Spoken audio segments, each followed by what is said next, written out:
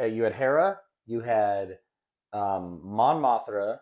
Let me pause you right there. You said Mon Mothra. What did I say? Mon Mothra. Past it. Was Godzilla on the Senate Council? I don't remember seeing him there. I was so past it.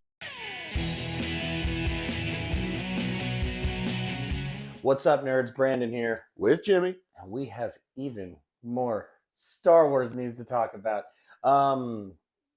Probably only another week of this as far as like weekly updates, but we had another episode of Ahsoka this week. I can't believe there's only one left. They have a lot to do, and I get the sense now, and this is where I hate like binge-worthy shows that I watch once a week, is Dave Filoni's going to have to be continued. You just know it. Okay, so I just saw that the final or the runtime for the next week's episode is like 48 minutes, and I was like, that's not nearly as long as I think we're going to I want 48 hours. I was hoping for at least an hour, but yeah, I'm almost feeling like this is definitely going to be a to be continued situation, which bothers me because there's been so much good in this. Like, I think that's the coolest thing about this series so far is maybe exception Obi-Wan, but everything else has felt there's always at least one filler episode. Yeah. Whereas this has been go, giving you more information, moving the story along every week. And now we have one week left. And I think, in my opinion, the most frustrating part is we know Baylan is finite. Whatever happens in this, that's it. And yes, there are ways to do it, and even with Lucas and Face and stuff like that, but it's like the actor we know, Ray Stevenson, this is it. So whatever happens in this 48 minutes, that's probably it for Baylan. Yeah.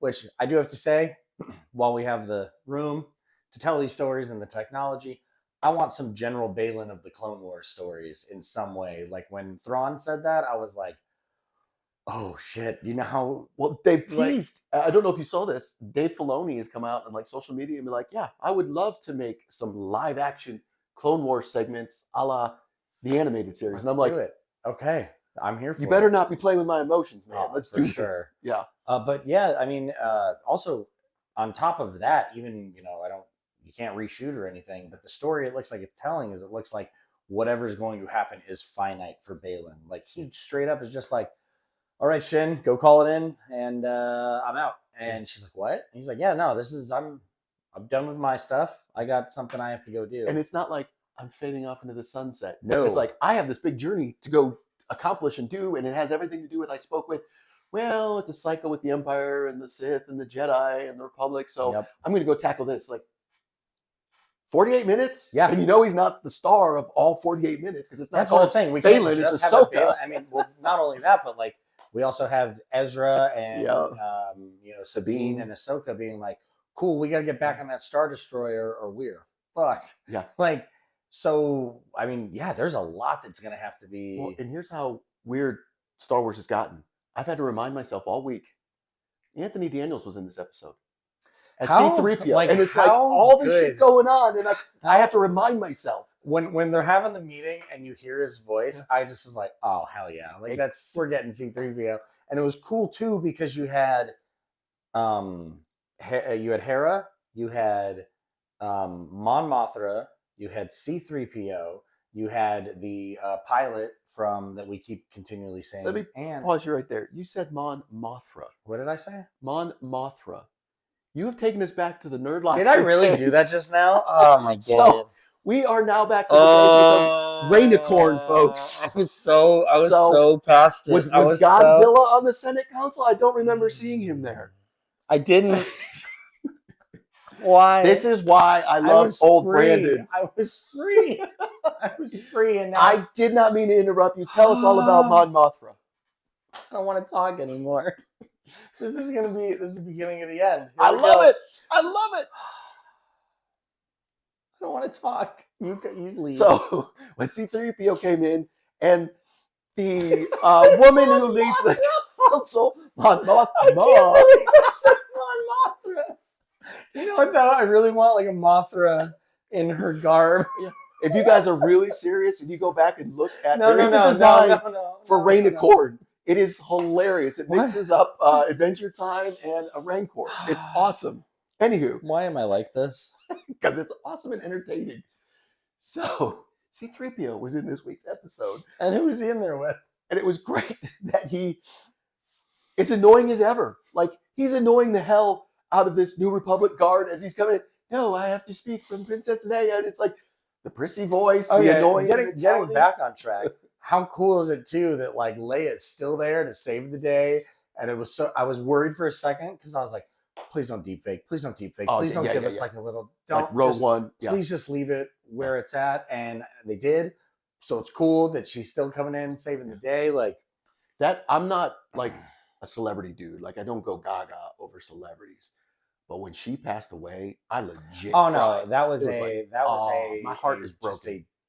Because that was another, like, you weren't expecting, like, that wasn't expected. There's no reason that she shouldn't still be here with us. So that was a rough one, especially too, like the timing, especially now, like all this stuff I would love to have her voice in this political world. You know she would. Like, anywho, sorry to bring the room down, but yeah, no, we had to get depressing after I ruined my new career. Well, honestly, it's funny that Mothra was not the worst villain on that council. I don't remember his name, but that dude that sat next to Mothma, who was like against the war, and like, so that's the father of the character from Resistance, the animated series that didn't do nearly as well. I was like, that's the one I have not watched. I tried, but still cool that is another character. Well, the point I was trying to make before I fucked that up was that you had all these different characters from different points now standing in the same room together. And I thought that was a really cool moment to kind of bring everything in, because between Obi-Wan and between Ahsoka now and Mando, and we have been we have been telling stories from different parts of the Star Wars timeline. So it's cool that for a brief second, there was a lot of continuity in one room. I love that. And I also love that we are once again in this Star Wars world. We have no idea what's going to happen.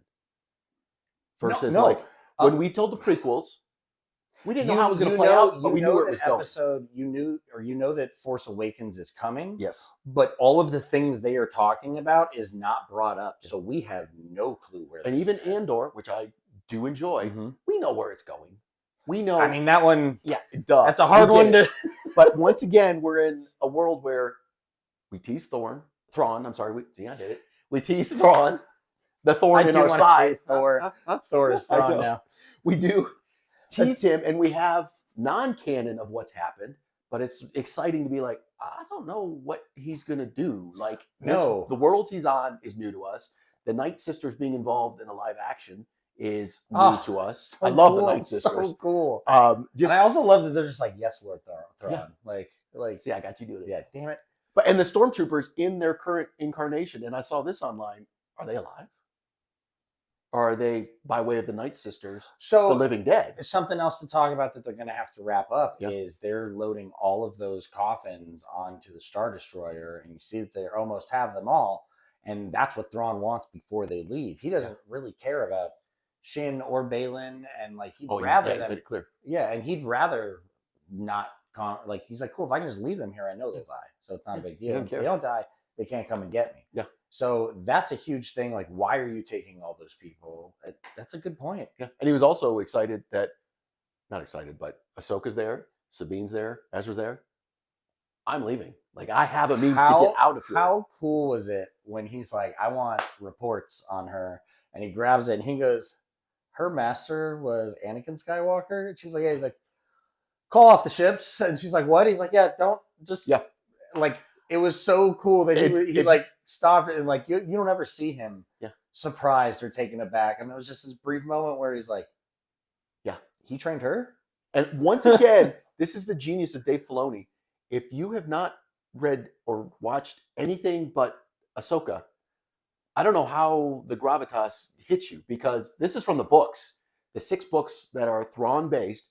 One in particular that is him teaming up with Anakin pre-Clone Wars, and then Vader post as the Emperor sends them out on a mission. And it's one of my favorite books of those two. Thrawn might be the first person in continuity to actually realize that Yes. Anakin is Vader. And what's hilarious, the whole time Vader's like, no, he's dead. Yep. And you just see, like, what is it? He does some maneuver while they're flying. And he's just like, I've only seen that one other time. Yes. And that has to be you. Exactly. Yeah. And it's great because Thrawn had met Padme Amidala back then. He knows. Oh, that's a great book. Oh, it's fantastic. So to bring that in, and then in that one moment, her master was Anakin. And he's like, cool. No, we're not going to.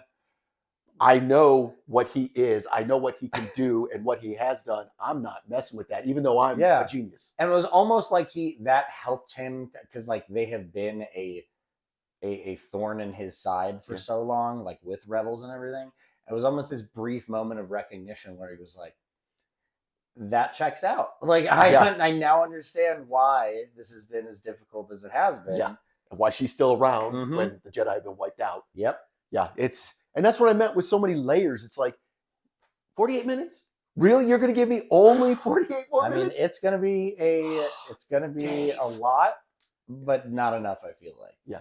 But I'm still here for it. We need to protect Dave Filoni at all costs. Oh, please. Because I need to know what's going to happen. If Walt Disney is frozen, yeah. If anything happens to Dave Filoni, put him right next to him. Yeah. We need to freeze him and save that brain. Yeah. I can't believe I fucked up. I'm so upset.